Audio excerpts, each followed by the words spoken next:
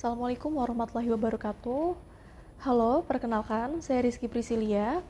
Dalam agenda Latsar atau pelatihan dasar ini, saya ingin membagikan refleksi saya mengenai salah satu tokoh yang sangat menginspirasi saya secara pribadi, yakni Bapak almarhum Faisal Basri.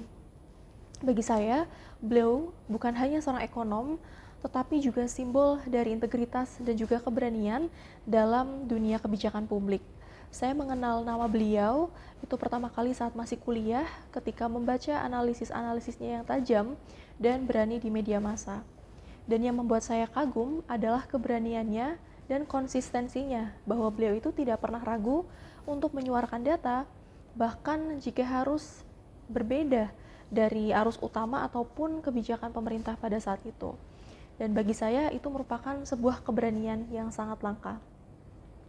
Sebagai seorang ASN yang saat ini saya bertugas di Badan Kebijakan Fiskal atau sudah berubah menjadi DJSF, saya sering bergulat dengan data, angka, ataupun berbagai dokumen.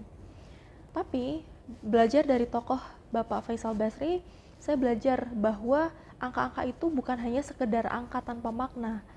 Mereka bukan hanya sekedar tabel, tapi representasi dari nasib masyarakat, terutama masyarakat yang paling rentan. Artinya bahwa akurasi data dan keberpihakan gitu ya dalam analisis ini bukan pilihan gitu, tapi sebuah keharusan moral dan sebuah keharusan mutlak seperti itu. Dan hal yang paling saya resapi adalah keberanian beliau dalam berpikir independen tanpa kehilangan empati. Beliau bisa kritis tetapi tetap konstruktif. Beliau juga bisa berbeda pendapat tetapi tetap santun. Dan dalam pekerjaan saya, saya ingin juga meneladani sikap itu. Berani untuk menyampaikan sudut pandang berdasarkan analisis yang kuat tetapi juga tetap membuka ruang dialog. Saya juga belajar dari beliau untuk tidak terjebak dalam zona nyaman, terutama di birokrasi. Karena menjadi seorang ASN bukan berarti harus diam dan pasif, tapi justru sebaliknya, saya merasa punya tanggung jawab untuk mendorong gitu ya, lahirnya kebijakan fiskal yang adil, inklusif, dan berdampak nyata bagi masyarakat. Kalau Bapak Faisal Basri bisa memperjuangkan itu dari luar, maka saya harus bisa untuk memperjuangkan itu dari dalam. Saya tahu jalan ini tidak mudah, tetapi jika ada satu pelajaran yang bisa saya pelajari dari sosok beliau, yakni jujur pada data, teguh pada prinsip, dan tetap manusiawi dalam menyusun kebijakan.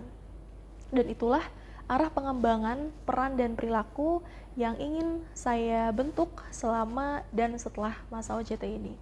Demikian yang bisa saya sampaikan. Terima kasih. Wassalamualaikum warahmatullahi wabarakatuh.